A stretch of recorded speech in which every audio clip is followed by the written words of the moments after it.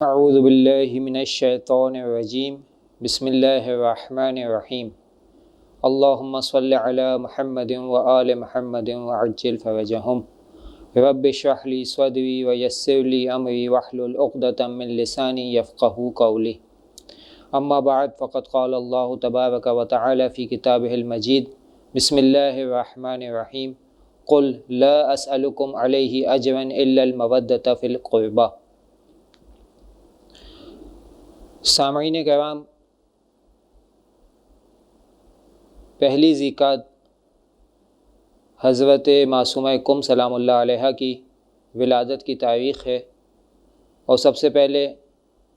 امام زمانہ عجل اللہ تعالی فرجہ الشریف خدمت میں،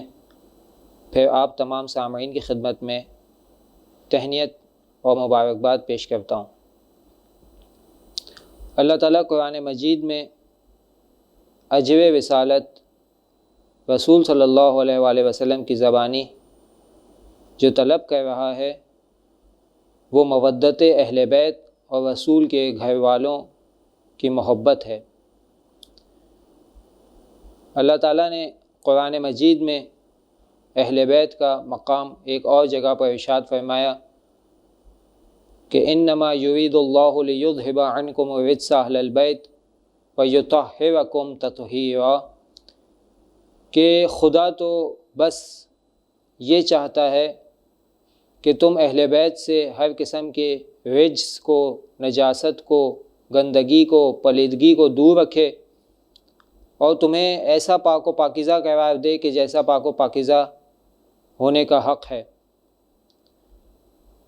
عزیزان گرامی، حضرت معصومہ کم کا لقب ہی جیسے واضح ہے معصومہ، یعنی ہر خطا سے پاک، ہر غلطی سے پاک، ہر عیب سے پاک۔ یہ وہ ہستی ہیں کہ جن کے بارے میں ان کی ولادت سے پہلے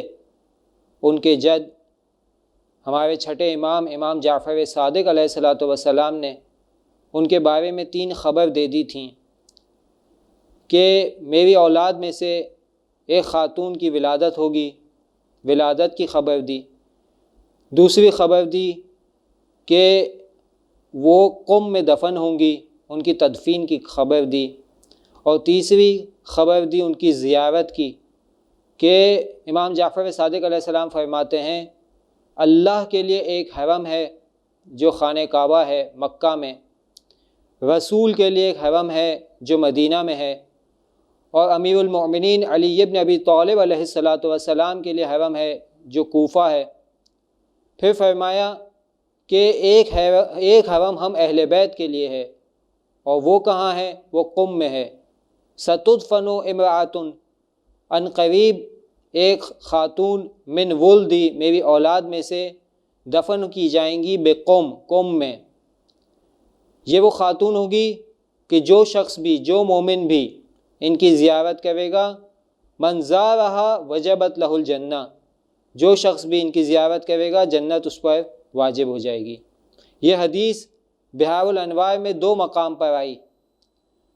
اور دونوں مقام پر اس حدیث کے بعد یہ جملہ بھی موجود ہے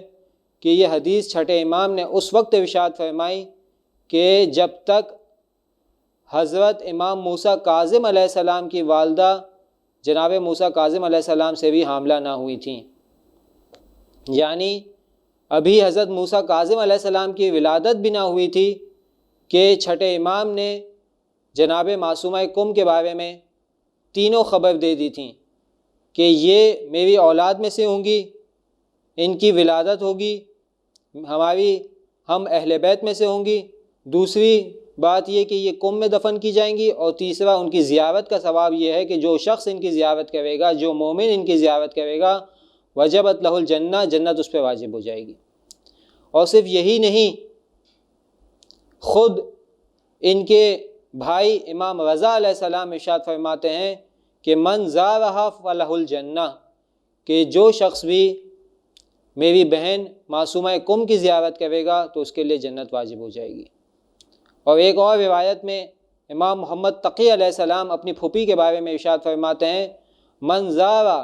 عمتی بالقوم فلہ الجنہ، جو شخص بھی میری پھوپھی بی بی معصومہ کم کی زیارت کرے گا تو اس کے لیے جنت اس کا حق ہے اور وہ جنت کا مستحق ہے۔ تو عزیزان گرامی، یہ کیسی خاتون ہیں کہ جن کو اتنا بڑا مقام ملا کہ تین امام ان کی زیارت کی سند کے طور پر اور ان کی زیارت کے بافضیلت ہونے کے طور پر یہ فرما رہے ہیں کہ ان کی زیارت ایسی ہے کہ جس سے جنت واجب ہو جایا کرتی ہے۔ حتیٰ آپ جناب معصومہ کم کے زیارت نامے کے اندر اگر الفاظ کی طرف نگاہ کرتے ہیں تو عجیب و غریب اور بہترین فضائل کا مشاہدہ کرتے ہیں۔ ان لکی عند اللہ شأنا من الشان، اے فاطمہ معصومہ سلام اللہ علیہا، آپ کے پاس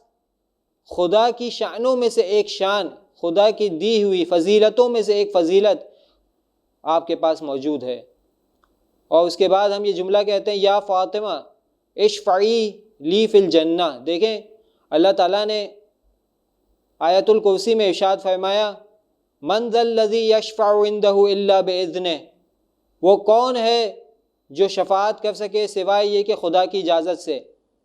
تو وہ چند ہی افراد ہیں جنہیں خدا کی اجازت ملے گی شفاعت کے لیے۔ ان چند افراد میں سے جو ہستی ہمیں نظر آتی ہیں وہ بی بی معصومہ کم کی ہستی ہیں، کہ ان کے بارے میں ہم یہ زیارت نامے میں پڑھتے ہیں، یا فاطمہ اشفعی لنا فی الجنہ، کہ فاطمہ ہمارے لیے جنت میں شفاعت کیجیے گا۔ یہ ہستی وہ ہستی ہیں کہ اگر آپ ان کا علم دیکھتے ہیں تو ان کا علم اس قدر اہمیت کا حامل ہے کہ ایک مرتبہ ایک کاروان امام موسیٰ کاظم علیہ السلام سے سوالات پوچھنے کے لیے مدینہ منورہ تشریف لاتا ہے۔ جب وہ جناب امام موسیٰ کاظم علیہ السلام کے گھر کے پاس پہنچتا ہے اور پوچھتا ہے تو خدمت گزار یہ کہتا ہے کہ امام موسیٰ کاظم علیہ السلام مدینے میں موجود نہیں ہیں۔ تو یہ افراد کہتے ہیں کہ پھر ہم ان سوالوں کے جواب کس سے معلوم کریں؟ تو ایسے میں حضرت معصومہ کم خدمت گزار سے کہتی ہیں کہ ان سے کہو کہ اپنے سوالات لکھ کر دے دیں۔ یہ افراد سوالات کو لکھ کر دے دیتے ہیں اور جناب معصومہ کم ان سوالات کے جوابات لکھ کر اس کاروان کے حوالے کر دیتی ہیں۔ یہ کاروان ان جوابات کو لے کر جب مدینے سے نکلتا ہے تو راستے میں امام موسیٰ کاظم علیہ السلام سے ملاقات ہوتی ہے۔ جب ساتویں امام کو پوری داستان اور پورا ماجرا سنایا جاتا ہے تو ساتویں امام ان سوالوں کے جواب دیکھتے جاتے ہیں اور اس تحریر کو بوسہ دیے جاتے ہیں، گریہ کرتے جاتے ہیں اور کہتے ہیں فداہا ابوہا، کہ اے بیٹی آپ پر آپ کے والد فدا ہو جائیں، قربان ہو جائیں۔ عزیزان گرامی، تاریخ میں ہمیں دو ہی ایسی خواتین ملتی ہیں کہ جن کے احترام میں ان کے والد اس قدر احترام کرتے ہیں کہ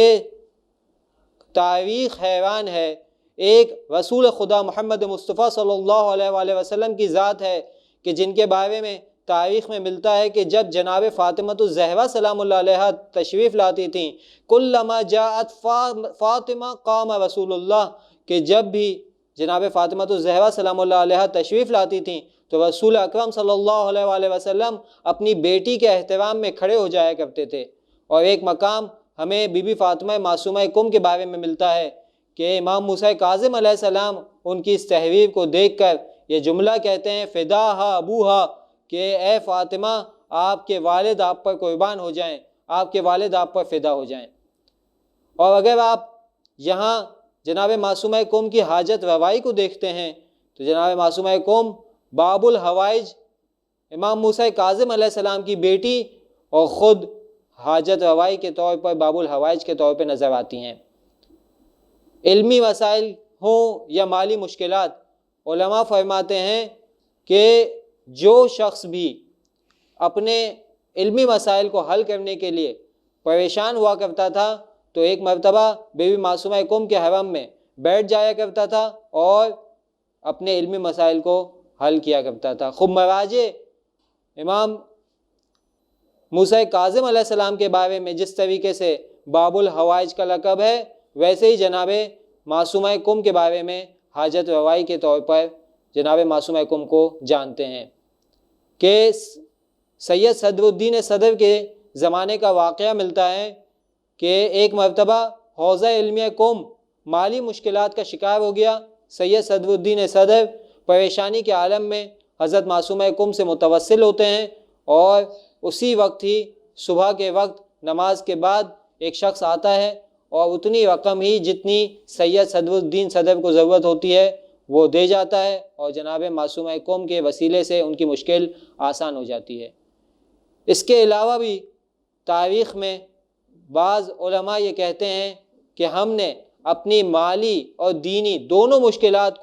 کے حل کو حضرت معصومہ قم کے حرم میں پایا ہے۔ اگر آپ اس خاتون کی عصمت کا مشاہدہ کرتے ہیں تو آپ دیکھتے ہیں کہ جب جناب معصومہ قم کا انتقال ہو جاتا ہے اور جناب معصومہ قم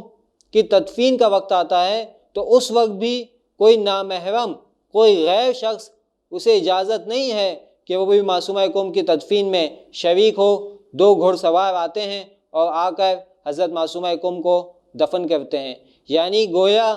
اس عالم میں بھی کہ جب جناب معصومہ قم ظاہری طور پر اس دنیا سے رحلت فرما چکی ہیں، خدا اس بات پر راضی نہیں ہے کہ کوئی غیر شخص ان کے بدن کو چھوئے۔ عزیزان گرامی، یہ ہستی وہ ہستی ہیں کہ جب جناب معصومہ قم کے بارے میں امام رضا علیہ السلام سے سوال ہوتا ہے تو امام رضا علیہ السلام فرماتے ہیں سعد اشعری سے کہ اے سعد، جو قم سے آیا تھا، کہ اے سعد کیا قم میں تمہارے ہاں وہ قبر موجود نہیں ہے؟ تو سعد کہتا ہے جی، آپ فاطمہ بنت موسیٰ جعفر کی بات کر رہے ہیں۔ امام رضا علیہ السلام فرماتے ہیں نعم من زارہا عارفا بحقہا فلہ الجنہ، جو شخص بھی ان کی معرفت کے ساتھ زیارت کرے گا تو اس کے لیے جنت واجب ہے۔ تو یہ ہستی بہت باعظمت، با کرامت، با فضیلت شخصیت ہیں۔ خداوند متعال سے دعا کرتے ہیں خداوند متعال ہمیں محمد و آل محمد کی سیرت پر عمل پیرا ہونے کی توفیق عنایت فرمائے، امام زمانہ کے ظہور میں تعجیل فرمائے اور ہمیں ان کے اعوان و انصار میں شامل فرمائے۔ ربنا تقبل منا انک انت السمیع العلیم وتب علینا انک انت التواب الرحیم۔